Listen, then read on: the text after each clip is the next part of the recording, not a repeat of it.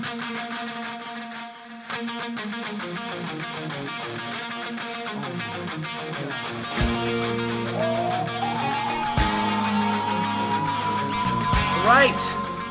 welcome back, Sculldog Radio.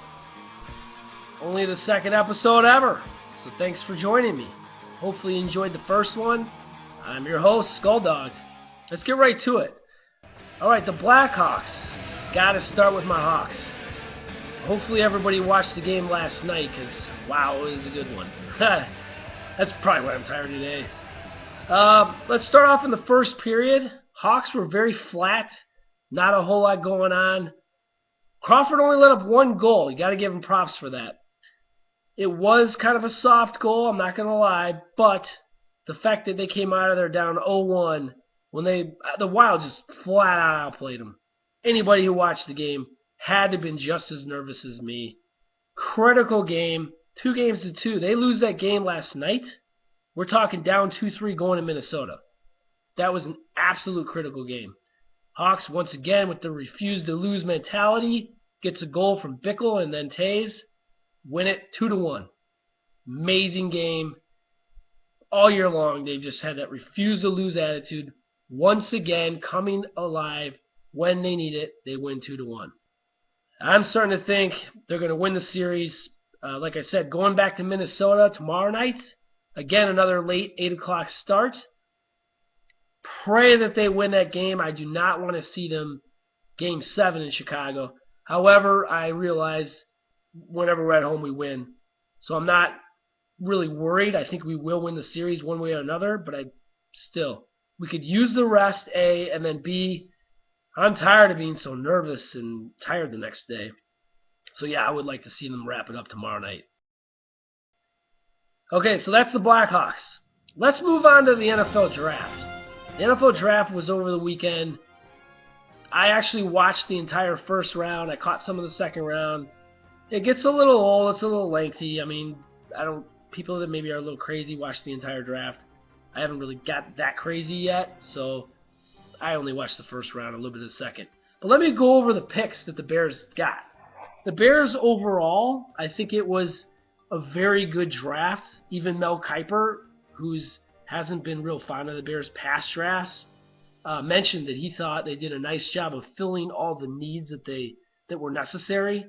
They went majority defense in the beginning of the draft and then kind of picked some offensive players toward the end, which was smart because they needed some key defensive players, especially after last season. So let's just run it down. So with the first pick, they picked a guy, Kyle Fuller. He's a quarterback. He was out of Virginia Tech, the 14th overall pick. He was voted best dressed at the draft, so that has to mean something. Great player. He'll probably start from day one. You know, with their cornerback situation, their safety situation, he should start from day one. He should play a key role in their defense right away. The number 2 pick, Ego Ferguson. Now, this is a guy who was a bit of a surprise. He was picked number 51 overall. He's a defensive tackle out of LSU. Not a lot of people were expecting this guy to go this high. But if everybody remembers, we picked Kyle Long in the first round last year. Similar scenario. They're trying to get sort of a steal of the draft, if you will. A guy that weren't on a lot of draft boards that could be a potential immediate impact player. So that's what I'm hoping with this guy. Now with the third pick, we picked a guy named Will Sutton. This guy was from Arizona State, also a defensive tackle. Now this was very smart. They picked the second and third round picks, both defensive tackles, hoping that at least one of them will succeed, if not both. We needed a defensive tackle desperately. Hopefully we got 2 of them. This guy, he was the 81st pick. We'll see. I think one of these 2 guys will work out. I'm pretty confident. Hopefully both of them do. All right, so after that, we went to an intriguing pick. Kadeem Carey. He's a running back out of Arizona, the 117th pick. Now, he does have some off-field problems. He did assault his pregnant girlfriend. that could be a little bit of an issue. Hopefully he's just immature and he learned from that. And he will never do that again, hopefully. Because this guy has amazing talent. He rushed for 4,239 yards with 48 touchdowns in only 3 seasons. So you can't question his on-field performance. Let's just not hope he's another Lawrence Phillips. Okay, let's move on. The next pick we traded up for in the 4th round to get a guy named Brock Vereen. I hope I'm saying that right. Because this guy could be the best valued pick on the Bears. That's what the analysts are saying. He is a safety out of Minnesota, and we need safeties desperately. If everybody remembers Chris Conte last season, specifically against the Packers, you know what I'm talking about. All right, the next pick was David Fales, quarterback from San Jose State, the 183rd pick. Now this guy, we don't know what we have. We won't. But with the injuries of Jay Cutler in the past, you got to have a backup. Everybody knows we lost our backup to free agency this season. We had to fill it. We didn't want to take a guy real early on to fill it, so we took this guy. Good pick. We'll see how it turns out, but we definitely need to have a backup. All right, our next pick was also another 6th rounder. It's a punter out of Miami. His name is Pat O'Donnell. You know, he's a punter. I don't really want to go into details. The next pick was the 7th round, 246 overall, offensive tackle from Boise State, Charles Leno. Now, we know we could always use offensive tackles. Can never get enough of them. We did have a great offensive line last season, but previous to that, we had a terrible offensive line for 5-6 years straight. So I like the pick. Overall, I would say I would give it a grade B. I think we've addressed all our needs. We didn't get a splashy player. We didn't go after Johnny Football. We didn't necessarily try to find a player that's going to, put fans in the seats necessarily. But we already have that. I mean, we already have an offense that should be amazing next season. We needed a defense. We went out and got some really great defensive players. So I'd give it a B. I'm very satisfied with the draft. Okay, with that said, I can't go a show without talking about my Cubs. So let's talk about the good. Kris Bryant is on fire. All right, first of all, I've always been in his corner. I mean, let's face it, his name's Kris with a K. That's me, Kris with a K. So I've always been fond of him, but he was Player of the Week once again. He's in AA. He's with the Tennessee Smokies. He's got 10 home runs. He's hitting .330. I have a feeling he's going to be in AAA within a month or so. And there's rumors already swirling that he may end up skipping AAA and going straight to the Cubs. Wouldn't that be something? Now, here's a guy who plays third base. We have Mike Olt at third currently. And actually, Mike Olt is starting to come alive. I know his batting average is below 200. He actually just hit another home run today. He now has 8. He's hit 4 home runs, I believe, in 5 days. So he's really finding his power groove. And we really need that. We need a guy who's going to supply 30 home runs, specifically at third base. So with that said, if Mike Olt were to work out at third, we could put Kris Bryant in either left field or right field. Currently, we have Junior Lake in left field. He's, off and on, not consistent enough. I would like to see this kid, Kris Bryant, in the outfield this season. And to be honest with you, I'd like to see him in July. I don't want to wait until September call-ups. I think this kid has proven everything he needs to prove in the minors. Stick him in AAA now. I'd put him in AAA starting Monday. See how he does. If he continues to rip up the minors, bring him up. There is no reason to keep him in the minors. He's played in college. He's had his seasoning. He's been successful at every front. In every league he's been in, he's been successful. There's no reason to keep him in the minors. All right, now on the downside. My main man, Javier Baez, who everybody was so high on, especially out of spring training. He was ripping the cover off the ball. just plain amazing. He's not doing so well. Right now, he's hitting about a 160. He has 3 home runs. He's been hurt. He's just not doing it. I don't see him coming in the majors earliest till September, unless he were to catch fire immediately. I think he still has a lot of seasoning to go. He's still not being patient enough. He's swinging at too many bad pitches. I think you're going to see Kris Bryant in the majors before Javier Baez. Now, I'm not saying that you won't see Baez. I really think you will see him in September, and he will figure things out. I'm just saying it's taking a little longer than what we hoped.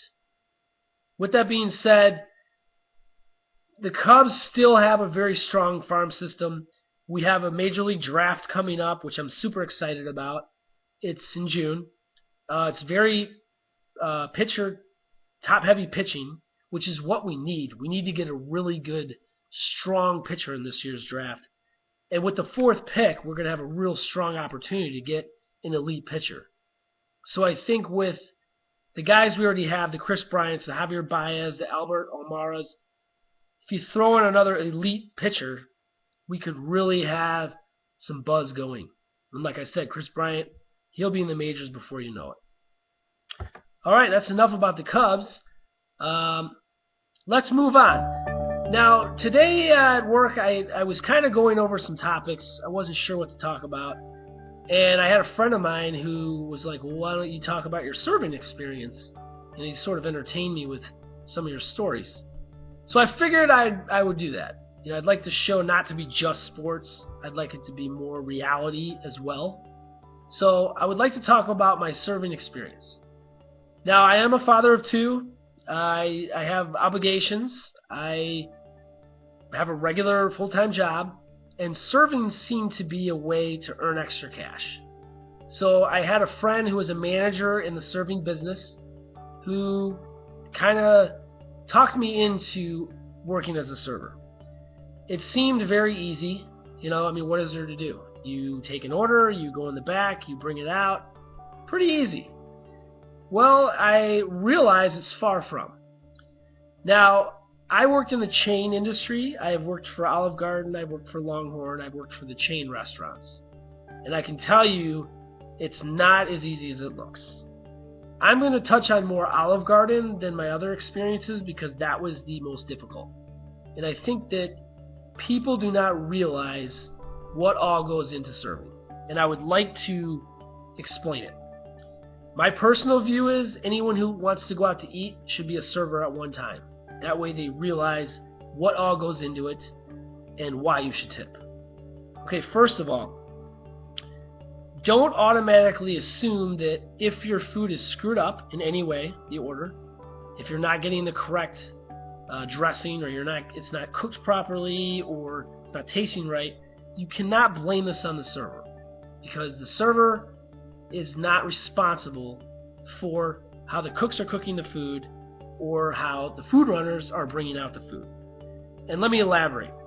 Food runners at chain restaurants means when you're taking an order, you're not necessarily bringing out the food. I know it seems crazy, but that's the way it works. Whoever's in the kitchen as the food is ready is running out the food. So you as a server are not only taking orders, trying to get drinks and so on, you're also running food. So, for example, at Olive Garden, it's very difficult because as we know, it's unlimited everything. You have unlimited salad, soup, bread, drink refills. So it's very difficult to stay up on all those, especially when you're getting, say, triple sat, meaning 3 tables at once on a busy Saturday night, and you're fully expected to fulfill all those obligations. It's almost impossible. For me, it was impossible. So not only are you trying to run food and take orders and so on and so forth, it's totally based on performance. So your pay is completely based on performance, in some cases totally out of your control. So I would say, please keep this in mind when you're going to tip. The server can only do so much. On a Saturday night when you go out to the restaurants and you see it's packed, don't expect service as though you were at a 5-star restaurant, because it's just not the case. It's Olive Garden. It's unlimited everything. The expectation should not be that high. So I also wanted to elaborate in pay. Servers make $4.95 an hour plus tips. That's it. They are totally based on your tips. If you do not tip them well, they have a terrible night. They cannot rely on $4.95 an hour. I've witnessed single mothers in these restaurants just giving their all, trying their best, and something goes wrong, and there's a trickle effect where if they bring out the wrong soup, it plays in their mind. Now they're screwing up another table. Now they're walking home with, say, $30 or $40, and they've worked a 6-hour shift. They're literally in tears at the end of the night. I just feel awful for them. I want everyone to know this is the reality of serving. This is the reality of the restaurant business. When you go out, please keep this in mind. Tip, I understand if they're giving you attitude and they're not doing a good job, I understand. But please keep this in mind, that they're trying their best. They deserve more than the $4.95 an hour and 10% tip. Especially if you're having soup and salad at Olive Garden and the bill is $10. Don't tip 20% on $10 and give them $2 tip. Base it off performance. Base it off how many refills you had. Throw them a $5. I mean, it means a lot to them. It's not a lot of money, but it means a lot. It adds up. Anyway, that's all I'm going to say about that. Another thing, I'm just trying to experiment right now. I'm going to cut it from 30 minutes originally. I'm going to do 20 minutes. I don't want to bore people. I want to keep this exciting. I'm having a lot of fun here. I would really appreciate any comments. Also, like I said, I'm trying to figure out a theme song. Right now, I'm thinking Guns N' Roses' Welcome to the Jungle, but I'm certainly open for suggestions.